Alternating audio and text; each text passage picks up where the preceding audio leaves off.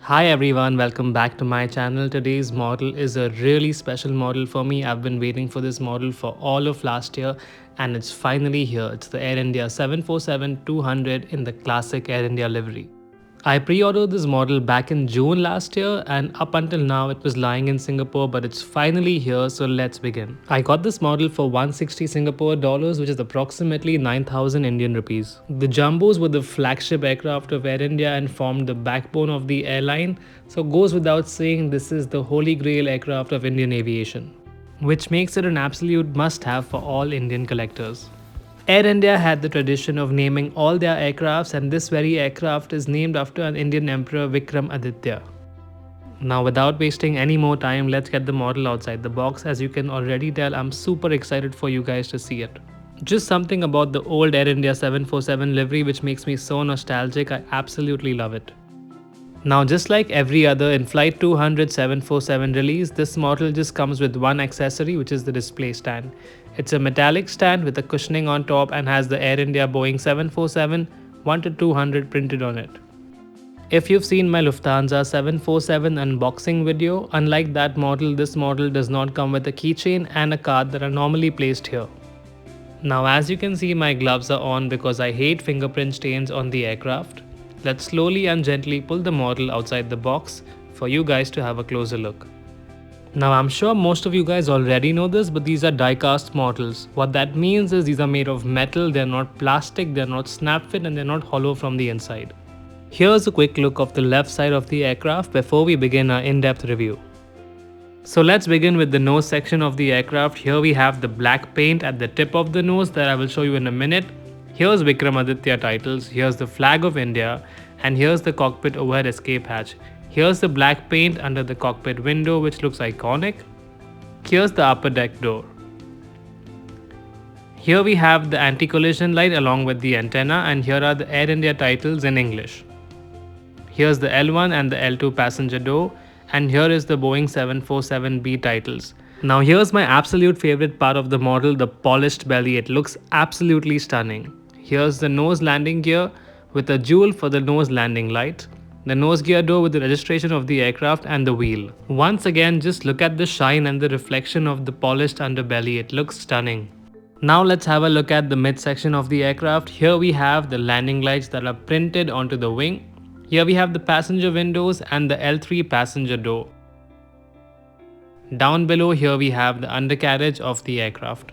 Once again, the detailing on this model is exceptional. Each window has a Rajasthani Jharoka arch printed on it, which makes the model look phenomenal. Now let's have a look at the top view of the wing. Here we have the Pratt & Whitney JT9D engines. Here are the leading edge slats. Here we have the trailing edge flaps along with the spoiler panels, and here are the flap track fairings. Here is the left wingtip of the aircraft. We can see the position light as well as the HF antenna. Now moving along to the aft section of the aircraft, here we have the L4 passenger door, the registration of the aircraft, the L5 passenger door, the Your Palace in the Skies title, and here we can see the beginning of the tail livery of the aircraft that runs through the fuselage. Now here's the gorgeous tail of the Jumbo. We can see the Air India titles in Hindi, the rudder panels, the APU inlet as well as the APU exhaust, and the horizontal stabilizer. Now looking at the right nose section of the aircraft, we can see the Vikramaditya as well as the Air India titles are now in Hindi as opposed to English on the other side. And of course here we have the forward cargo compartment door that's been printed onto the polished belly. Now I'm not sure if many of you know, but there were two variants of the 747-200. This is the one with the extended upper deck. So when Air India initially got the 747s, they came with a shorter upper deck with just 3 windows, which was later retrofitted for a larger upper deck with more windows and more seat options. Another small detail that you might have missed was that there was no Air India titles in Hindi on the left side of the aircraft, which were later added due to political reasons. Now as for the right midsection of the aircraft, it's almost identical to the left side with no major differences. Now here's an overview of the right wing. The only noticeable difference is the presence of the registration of the aircraft printed in red on top of the wing. And as for the right wingtip, here we have the green navigation light and the HF antenna. The right aft section of the aircraft has the two cargo compartment doors, namely the aft cargo door and the bulk cargo door. Right above it is the registration of the aircraft. Here is the R5 passenger door and here is the APU inlet door. And now here we are at the tail section of the aircraft. Here we have the Air India titles printed in English as opposed to Hindi on the other side. Here's a look at the APU exhaust along with the position light right below it, and here we have the two horizontal stabilizers which are very well detailed with the logo lights and the markings.